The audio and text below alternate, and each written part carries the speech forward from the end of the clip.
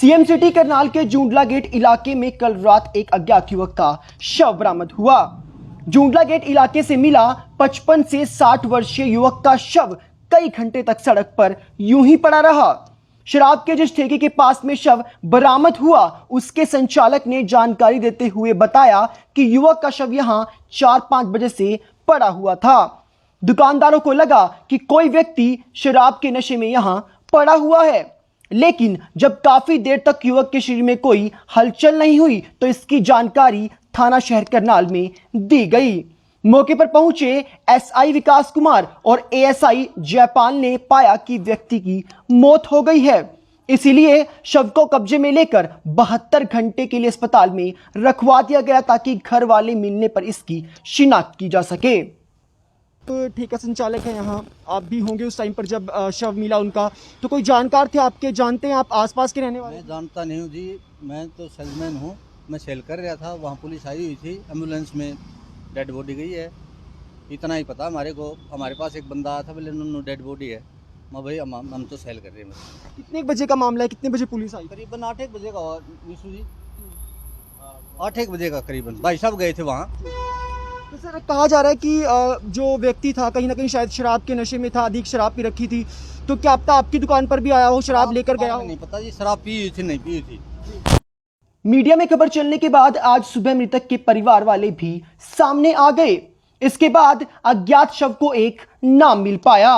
मृतक के बेटे अनिल कुमार के मुताबिक मृतक की पहचान इंदिरा कॉलोनी निवासी लगभग 60 वर्षीय सीताराम सन ऑफ गुरमेहर सिंह के रूप में हुई है। मृतक के चचेरे भाई जोहनलाल के मुताबिक उनके भाई कल सुबह दाढ़ी कटवाने के लिए घर से निकले थे। इसके बाद जब काफी समय तक घर वापस नहीं आए तब रिश्तेदारों से भी पूछताछ की गई, लेकिन उनका कुछ भी अता पता नहीं चल पाया। देर रात जब उन्होंने मीडिया में खबर देखी तो उन्हें अंदाजा लगा कि यह उनका भाई हो सकता है। तो अनिल जी, क्या हुआ है, कैसे हुई आपके पिताजी की डेथ हुई है, क्या कारण समझते हैं आप? सर कोई कारण नहीं, ठीक ठाक थे। उसे प्रमाण गए थे सुबह बोल के मैं से प्रमाण जा रहा हूँ, तो उनका वेट किया। सर के बैठ गए होंगे रिश्तेदारों के पास, तो आए नहीं, शाम तक रात तक भी नहीं आए। तो पूरा दिन घर नहीं आए, आपने खोजने की कोशिश नहीं की? सर ऐसा है कि मैं कभी कभी चले जाते हैं रिश्तेदारियों में बैठ जाते हैं, तो आ जाएंगे शाम तक, फिर रात होगी, रात तक भी नहीं आए। फिर सुबह मैंने फिर इनको फोन किया। जिनकी डेथ हुई है आपकी क्या लगते हैं, उनकी पहचान क्या है, उम्र क्या है? मेरे ताऊ जी के लड़के हैं जी, इनका नाम सीताराम जी है। वो घर से निकले थे शेप बनवाने के लिए मॉर्निंग में, तो वापिस आए नहीं, वेट करते रहे उनकी। ये इनके बेटे बैठे हुए हैं यहाँ पर, तो इनकी भी तबीयत सी खराब है, तो वेट करते रहे सारी रात, तो आए नहीं। तो इन्होंने मेरे पास मॉर्निंग में फोन किया है, भाई पापा आया नहीं है। तो मेरी भाभी हम सारे यहाँ पर आए हुए हैं भाई पूछने के लिए क्या हुआ है। तो ये इन्होंने बताया बेटे ने कि भाई शेप बनवाने के लिए गए थे, वापस नहीं आए फिर।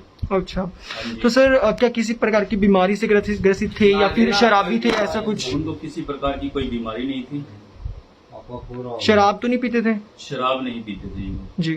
तो अचानक ऐसे क्या हो गया? और सुबह से अगर निकले हुए हैं तो आप लोगों ने खोजने की कोशिश नहीं की कुछ? हमने खोजने की कोशिश की थी, बेटा दोपहर को भी गया था देखने के लिए। फिर इन्होंने फोन किया रिश्तेदारी में कि भाई आपके घर आए हो, तो वहां से सब मैसेज ऐसे हैं भाई यहाँ पर नहीं आए हैं।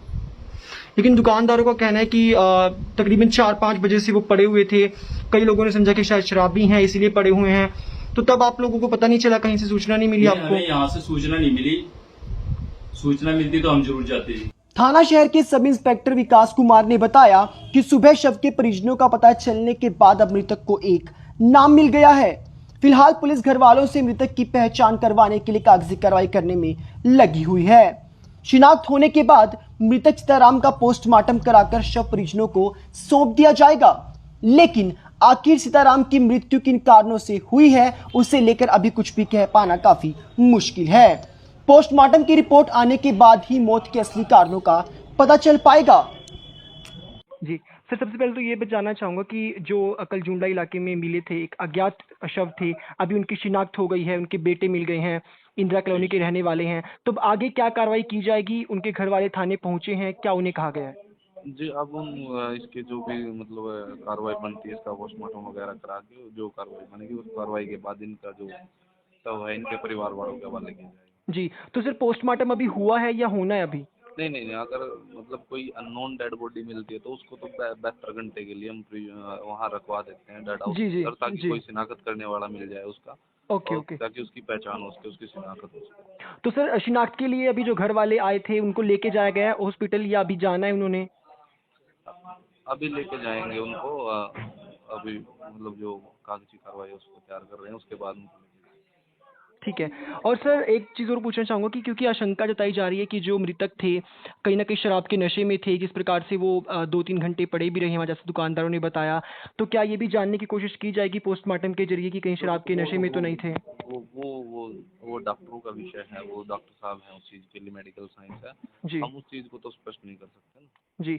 अगर अगर ऐसा होता है कि शराब के नशे में वो पाए जाते हैं या ऐसा कुछ था तो कुछ फिर किया जाएगा वो तो जब वो जो भी रिपोर्टें आएंगी वो उसके आधार पे जो भी कार्रवाई बनेगी। जी, जी। धन्यवाद सर।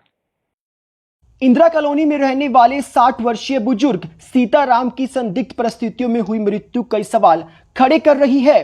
सबसे बड़े सवाल यही कि आखिर जो व्यक्ति घर से ठीक ठाक निकला वो इस हालत में कैसे पहुंच गया। वो 60 वर्षीय बुजुर्ग जो नाई की दुकान पर दाढ़ी कटवाने निकले थे, आखिर उनकी मृत्यु कैसे हो गई, इसे लेकर अब पुलिस के सामने कई बड़े सवाल खड़े हुए हैं। लेकिन अब पोस्टमार्टम की रिपोर्ट आने के बाद ही इन सभी सवालों के जवाब मिल पाएंगे। इसके बाद ही पुलिस किसी एक निश्चित दिशा में अपनी जांच को ले जा सकेगी। गौरव राजपूत, कंचन टीवी, करनाल।